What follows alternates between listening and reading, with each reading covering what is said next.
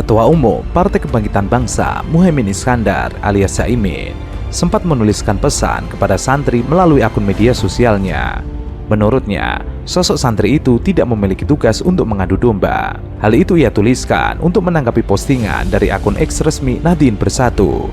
Unggahan yang dimaksud menampilkan potongan video Gus Kausar yang tengah berceramah tentang sosok santri. Kemudian Caimin menuliskan pesan yang serupa, "Bukanlah santri kalau memecah belah dan mengadu domba," kata Caimin. "Mari jaga ukhuwah Santria, ukhuwah Nahdiyah, dan ukhuwah Islamiyah."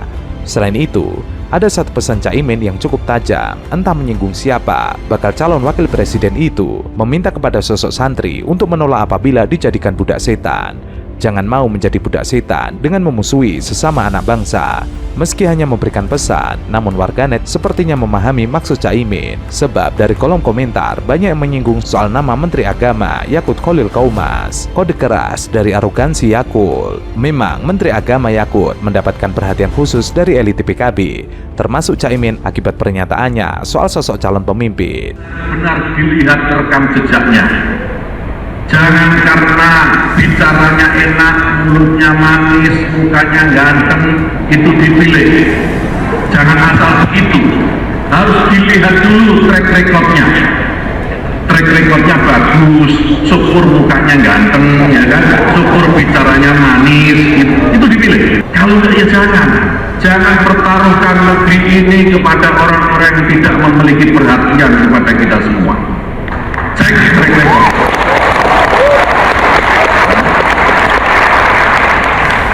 Jangan dipilih orang-orang yang menggunakan agama untuk kepentingan politiknya, jangan. Jangan pilih capres yang memainkan politik identitas seperti di Pilgub lalu itu omongan buzzer. Pada sebuah pidatonya, Caimin meminta kepada masyarakat untuk tidak memilih calon pemimpin hanya dengan modal mulut manis dan wajah tampan. PKB disebut bakal melakukan pendisiplinan terhadap kadernya. Kalau posisinya sebagai menteri, ya presidenlah yang mengevaluasi. Kalau sebagai kader PKB, kami tentu sudah menyiapkan langkah-langkah pendisiplinan. Karena berstatus sebagai menteri, ia juga berharap kepada Presiden Jokowi mengevaluasi Yakut. Di sisi lain, Jazilul sempat meminta Menak Yakut untuk lebih hati-hati dalam berucap. Terlebih Yakut kini menjadi pejabat publik. Hati-hati menjaga mulutnya. Karena apa? Karena pejabat publik, ia digaji oleh pajak negara untuk membuat suasana harmoni, bukan untuk mengeluarkan statement yang tidak perlu. Jazilul juga menanggapi pernyataan Menteri Yakut yang mengatakan, jangan memilih pemimpin yang mulutnya manis. Publik sudah cerdas, lebih parah lagi kalau memilih pemimpin yang mulutnya pahit, mukanya jutek, moralnya buruk. Jazil berpendapat bahwa tidak sepatutnya seorang menteri memberikan pandangan yang bisa menyebabkan provokasi. Ia meminta agar Yakut fokus pada tugasnya sebagai menteri, tidak usah bikin provokasi. Apa sih prestasinya? Sudahlah, urusan tugas yang baik tidak perlu jadi buzzer atau juru kampanyenya. Selain itu, Ketua Umum Kebangkitan Bangsa Muhaimin Iskandar belakangan tampak tidak harmonis dengan Menteri Agama Yakut Khalil Qaumas. Ketidakharmonisan mereka terutama terasa jelang pendaftaran calon presiden dan calon wakil presiden. Pernyataan tersirat dari sosok Menak yang kerap disangka Yakut itu seolah mengajak masyarakat tidak memilih pasangan calon Anies Baswedan dan Muhaimin Iskandar pada Pilpres 2024 dinilai sebagai pemicu ketegangan dengan sang Ketua Umum PKB. Sebenarnya mengkonfirmasi bahwa ada terjadi sebuah pembelahan di dalam konteks pemahaman dan juga arah politik di dalam tubuh Nahdliyin itu sendiri. Artinya situasi ini memang tidak mudah untuk dikelola, kritis dan juga harus diantisipasi oleh siapapun warga Nahdlatul Ulama, terutama dari jaringan santri, para kiai sepuh, supaya kemudian tidak terjadi polarisasi di internal Nahdliyin itu sendiri. Statement tadi itu bersaut-sautan mulai dari Gus Yakut, kemudian Caimin, sebenarnya itu saling melempar statement. Dan tentu dalam konteks ini tidak mudah untuk dijustifikasi. Memang masing-masing tidak menyebut nama, tetapi memang arahnya tetap clear. Dari statement Gus Yakut diarahkan ke Caimin dan juga pasangan Anies Baswedan dan Muhaimin Iskandar, dan statement dari Caimin tadi juga disampaikan kepada Gus Yakut itu sendiri. Memang aspek loyalitas dan juga kedisiplinan itu menjadi penting untuk ditegakkan.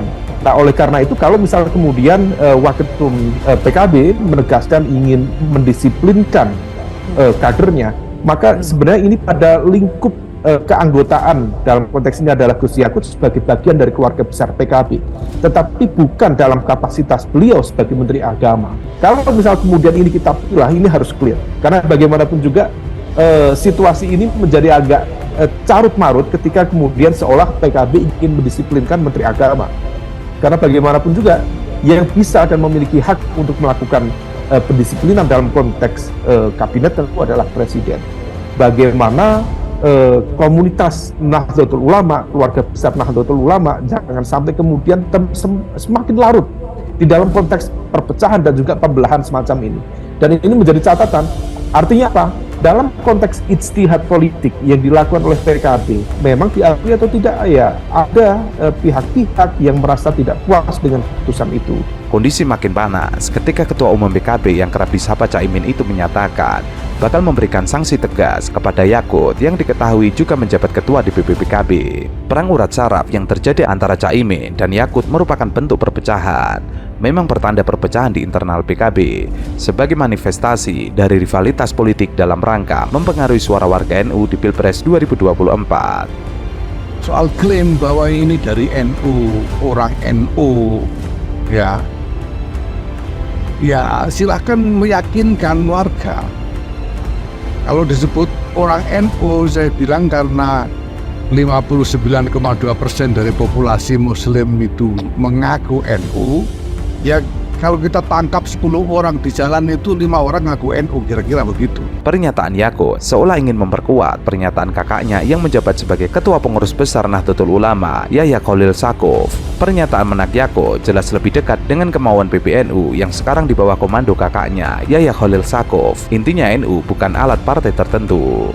Saya setuju dengan statement itu karena saya sama sekali tidak mengklaim sebagai kiai-kiai PBNU. Tapi yang hadir adalah memang kiai-kiai besar di NU, Kiai Manarul Hidayah, Kiai Syihab, Kiai Khalil As'ad, Kiai, dan banyak kiai-kiai yang memang Kiai Khalil Sidogiri, banyak kiai-kiai yang bahkan karena mendadak mengirim wakilnya untuk mewakili itu. Jadi kiai-kiainya lengkap dan tidak ada satu kalimat pun saya menyatakan itu kiai-kiai PBNU. Tapi kiai-kiai NU memang mereka. Ya kayak saya ini kan NU tapi bukan PBNU gitu loh, jadi nggak ada masalah.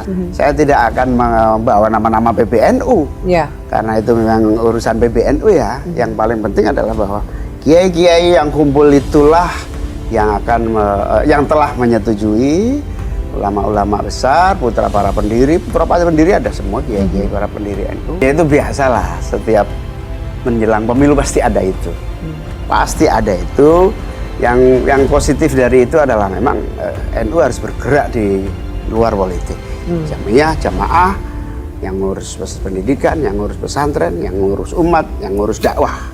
Saya setuju itu kita taati dan kita tidak perlu mendebat soal itu. PKB, kemudian saya, ini ya memang perjuangannya memang untuk NU.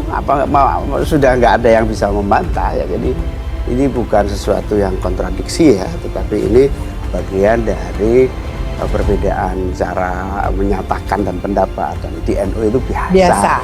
Namun, tentu saja pernyataan itu dibantah oleh Ketua Umum PKB Muhaimin. Ia pernah menanggapi pernyataan Ketua Umum Pengurus Besar Nahdlatul Ulama, Yahya Khalil Saqaf, yang menegaskan NU tidak lagi terlibat dalam partai politik dan Pilpres 2024. Ia menegaskan tidak pernah membawa PBNU dalam sikap dan keputusan PKB. Caimin mengatakan, saya tidak pernah membawa-bawa itu. Saya tidak pernah bawa-bawa PBNU, tapi saya dari lahir sampai sekarang orang tahu saya adalah NU.